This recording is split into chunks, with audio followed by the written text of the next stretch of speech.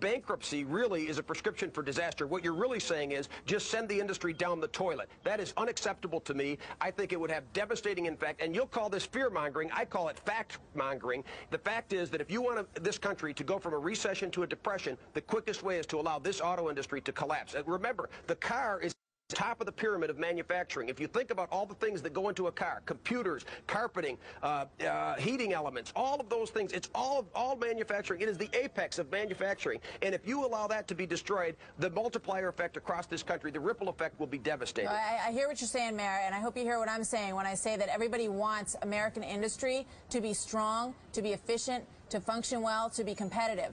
Everybody agrees on that. It's good to talk to you. If you want it, then support it. Support it like they do in other countries, like in China and Korea, where they don't saddle the company with all these costs. How can you say you keep telling these people to be competitive, and the national media keeps attacking the union? When you attack the union, you're attacking working people, and you're attacking the benefits that they got. You're attacking the fact that my dad had health benefits for 5 kids. You know what? They were doing a social good. The union and the auto companies were doing a social good for the American people and for the government. In other countries, the government has stepped up to the plate and provides health insurance. Mayor, so the companies actually did us a favor. Mayor, nobody's attacking the unions. Nobody's attacking you. What they're saying is they're just putting brass tacks and saying, here's the bottom line. The bottom line is you talk about competitive. Is $134 billion going to make these car companies more competitive? And that's the answer that everybody is seeking right now. Nobody's attacking anybody. We all want American companies to succeed.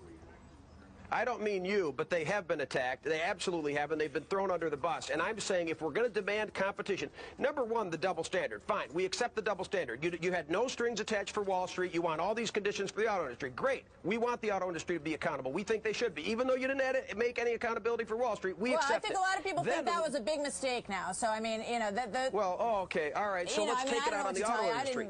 You know, we weren't asked to vote for it or against it. But, you know, But we kick the auto industry when they're down. We kick them, and they're not down. I tell you, they've been turning the corner, and if it wasn't for this credit crunch, GM makes more hybrid vehicles than any company on Earth. They are, pardon? They didn't help themselves when they were up. We're not kicking them when they're down. When they were up, they didn't help themselves gain more market share. They didn't make the cars that America wanted. They didn't apply these CAFE standards they fought so hard against. They didn't help themselves rise when they were up, and now you want Americans to lift them up when they're down.